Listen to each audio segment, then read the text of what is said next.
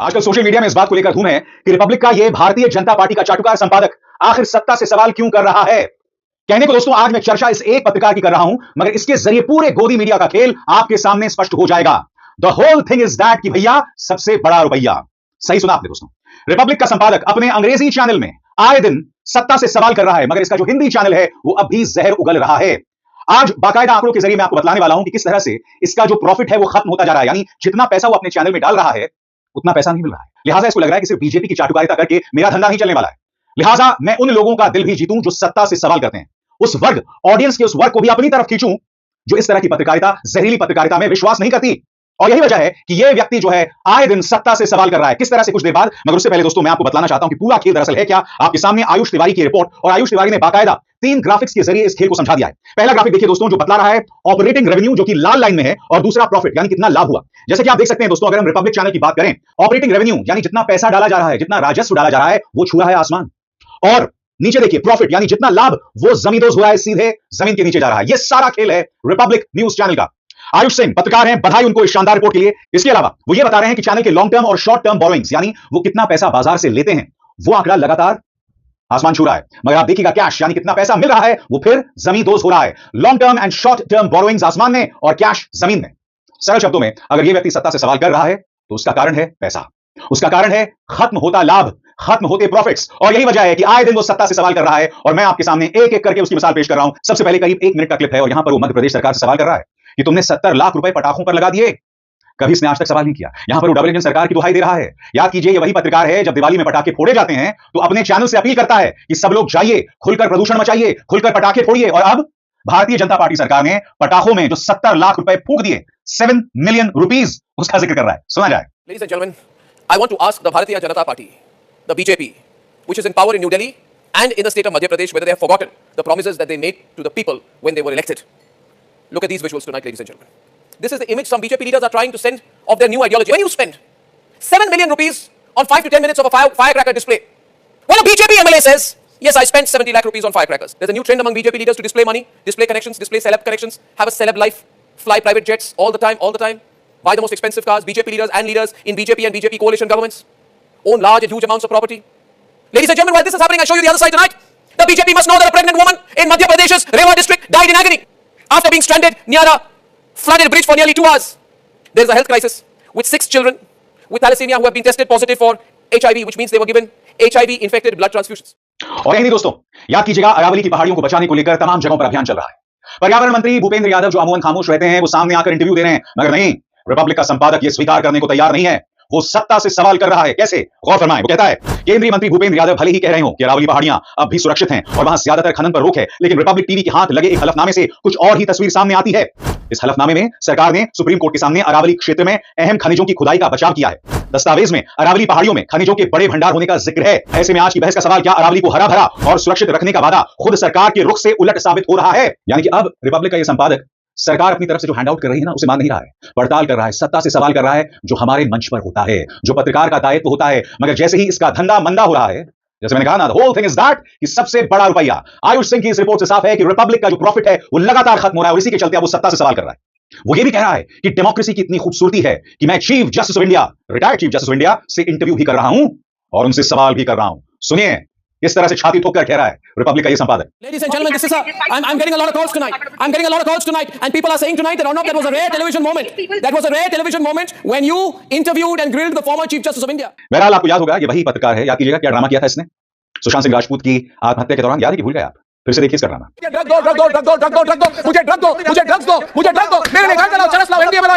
मुझे ड्रग्स दो, मुझे ड्रग्स दो, मानो ड्रग्स के नशे में लोग पत्रकारिता कर रहे थे।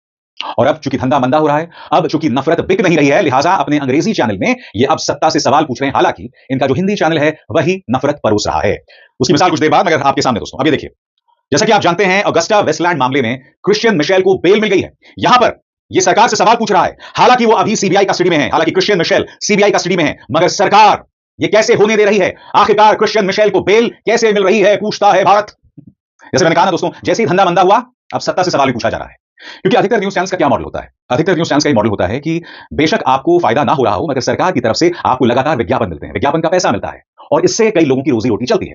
और सवाल सिर्फ न्यूज़ चैनल्स का नहीं है, हमारे डिजिटल वर्ल्ड में भी ऐसे कई पत्रकार हैं जो अलग अलग सरकारों से, विपक्ष के राज्यों की सरकारों से पैसा लेते हैं। जी हां, पैसा लेते हैं। वो जायज है नाजायज है एक अलग बात है, मगर एक पत्रकार होने के नाते आपको किसी भी सरकार, किसी भी पॉलिटिकल पार्टी से पैसे नहीं लेने चाहिए। मगर डिजिटल प्लेटफॉर्म्स में भी ऐसा हो रहा है, जैसा कि न्यूज चैनल्स में होता है। आगे गौर फरमाएं किस तरह की पत्रकारिता कर रहा है ये व्यक्ति। बधाई हो अर्नब तुम्हें। फिर देखिए साहब, टर्की से विमान भारत आ रहे हैं। इसको लेकर ये सत्ता से सवाल कर रहा है कि टर्की तो भारत विरोधी है, टर्की तो पाकिस्तान परस्त है, तो फिर टर्की की विमान जो है वो भारत से उड़ान कैसे भर रही है, पूछता है Bharat. Ladies and gentlemen, I want to ask the government whether the government itself is sure of its policy vis-a-vis Turkey. What's going on? What is the central government doing? And let me start with a fact. Last night, a flight took off from Chhatrapati Sambhaji Nagar airport and came in to the New Delhi airport. Don't be shocked, ladies and gentlemen. That flight was a Turkish plane with a Turkish Airways pilot. और आगे बढ़ने से पहले एक जरूरी संदेश, मेरे कार्यक्रमों के लिए आप नोटिफिकेशन का इंतजार मत कीजिए। मेरे चैनल में जाइए और खुद जाकर कार्यक्रम देखिए और रहिए अपडेटेड। और मैं आपको याद दिलाना चाहूंगा, इसी ने उस तिहाड़ी पत्रकार पर ताना भी मारा था, 15 करोड़ का ताना। याद है कि भूल गए? फिर से सुनिए। Do you think Doordarshan will do a program like this? Do you think Doordarshan is going to question the central government? Do you think the anchors on Doordarshan who are paid, I don't know, 15 crore rupees nowadays, I'm told, 15 crore rupee anchors paid by the government are going to ask this question tonight? They won't. They won't. We will ask the questions tonight, right? Because, I don't expect a 15 crore anchor of the government to ask this question tonight. Arnab is asking this question. और एक बार नहीं, दो बार। याद है कि भूल गए? फिर से सुनिए। The 15 crore anchor paid by the government of India cannot ask this question. But I'm asking this question on your behalf. आप में से जो लोग नहीं जानते हैं, नवनीत सहगल प्रसार भारती के पूर्व चेयरमैन, जिन्हें धक्के मारकर बाहर निकाल दिया गया। नवनीत सहगल 15 करोड़ देकर इस तिहाड़ी पत्रकार को दूरदर्शन लेकर आए थे। तिहाड़ी पत्रकार इसलिए क्योंकि इसने तिहाड़ जेल में पत्रकारिता का नाम रोशन किया था। यही वजह है कि रिपब्लिक का संपादक अब उसे ताने मार रहा है। मगर अगर आप ये सोच रहे हैं कि कुत्ते की पूंछ सीधी हो गई, तो आप गलत सोच रहे हैं, क्योंकि इनका हिंदी चैनल अब भी वही जहर उगल रहा है। यानी कि मॉडल साफ है दोस्तों। अंग्रेजी का चैनल सत्ता से सवाल करे, क्योंकि अंग्रेजी के चैनल से सही मायने में पैसा आता है, मगर हिंदी का चैनल वही नफरत परोसता है। यानी कि एक नेटवर्क के जरिए जनता को दो बार बुद्धू बनाया जाए। एक चैनल नफरत परोसे और नफरती चिंटुओं को अपनी तरफ खींचे, और दूसरा चैनल सही पत्रकारिता करने की कोशिश करे। और जो सत्ता से सवाल करते हैं, जो जनता सत्ता से सवाल करती है, जिसकी संख्या करीब 50 से 60 करोड़ है, उन्हें अपनी तरफ खींचा जाए। बहरहाल मैं आपको बताना चाहता हूं दोस्तों कि इनका हिंदी का चैनल किस तरह की नफरत परोस रहा है। एक करके आपकी स्क्रीन पर ये देखिए। रिपब्लिक भारत, जुमे पर बुर्का ब्रिगेड की साजिश, ओवैसी गैंग पर टूट पड़ी योगी फोर्स, पूरी दुनिया से भगाए गए पाकिस्तानी। फिर देखिए साहब, सबसे जहरीला कार्यक्रम जो रिपब्लिक न्यूज में 2 दिन पहले चला था आपकी स्क्रीन पर, ममता ने जलाई घुसपैठियों की बस्ती, मिल गए सारे सबूत, गिरेगी सरकार, अखिलेश पर योगी का तगड़ा एक्शन शुरू। आगे देखें, संसद में प्रभुराम पर घमासान, 4 करोड़ वोटर ने खोली सारी पोल, फंसे अखिलेश, एक्शन शुरू। हिंदू सुनते ही जिंदा जलाया, भड़के मोदी, कर दिया ऐलान, यूनुस मुनीर की कब्र तैयार। अब मोदी ने क्या ऐलान किया, कहां कब्र तैयार हुई है, कुछ भी बोलना। आगे साहब, 4 देश बांग्लादेश को मिटाएंगे, जिहादियों को ठोकेंगे नागा साधु, उतरी योगी फोर्स, यूनुस को होगी फांसी। अरे भाई, कहां योगी आदित्यनाथ और कहां मोहम्मद यूनुस, बांग्लादेश की अंतरिम सरकार के राष्ट्रपति। योगी आदित्यनाथ उत्तर प्रदेश से बाहर ही बड़ी मुश्किल से निकलते हैं, विदेश जाने का तो कोई सवाल ही नहीं पैदा होता। तो ये कौन सी योगी टास्क फोर्स है जो बांग्लादेश पहुंच गई।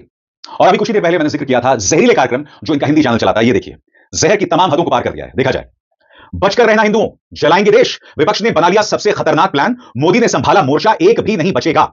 यानी विपक्ष को खलनायक के तौर पर पेश करना, विपक्ष को देशद्रोही बताना, धर्म विरोधी बताना, इस तरह के कार्यक्रम चल रहे हैं। एक और नमूना इनके हिंदी चैनल का, ये देखिए, पूरा बांग्लादेश तबाह, सड़कों पर संत, पाकिस्तान तक भूचाल, हमले शुरू, हिंदुओं का बदला लेगा भारत। कैसे लेगा भारत, ये भी बता दो। कैसे लेगा भारत? सिवाय जहर उगलने के कोई तुम्हारे पास तरीका है? और जैसे मैंने कहा, बिजनेस मॉडल साफ है। हिंदी का चैनल जहर उगलेगा, अंग्रेजी का चैनल सत्ता से सवाल करेगा, पैसे इधर से भी लो, पैसे उधर से भी लो। और क्यों? क्योंकि धंधा मंदा हो रहा है। देखिए साहब, बोरोइंग्स यानी मार्केट से कितना पैसा उठाया जा रहा है, long term borrowings, short term borrowings आसमान छू रहे हैं, और कैश कितना मिल रहा है। इसके अलावा राजस्व ऊपर जा रहा है, खर्चा ऊपर जा रहा है, प्रॉफिट जमीन में जा रहा है। यही खेल है सारा दोस्तों। इन लोगों के बहकावे में मत आइए। ये लोग कोई पत्रकारिता नहीं कर रहे हैं, ये लोग धंधा कर रहे हैं। और ये सबक है हम सबके लिए। जिस दिन हम सब ने गोदी मीडिया देखना बंद कर दिया, ये लोग लाइन पर आ जाएंगे, ये लोग सत्ता से सवाल पूछना शुरू कर देंगे। यही वजह है कि आए दिन ये लोग जहर उगलते हैं। क्यों? क्योंकि आप जैसे दर्शक इस जहर को देखते हैं और अपनी पीढ़ियों को बर्बाद करते हैं। आप लोग इनकी जेबें भर रहे हो, आप लोग इस जहर को अपने नसों में डाल रहे हो, अपने आप को बर्बाद कर रहे हो, अपने बच्चों को बर्बाद कर रहे हो, और आने वाली पीढ़ियों को बर्बाद कर रहे हो। मगर इस मंच पर साहब सत्ता से सवाल होता है और उससे हम पीछे नहीं हटने वाले हैं। अभिषेक शर्मा को दीजिए इजाजत। नमस्कार।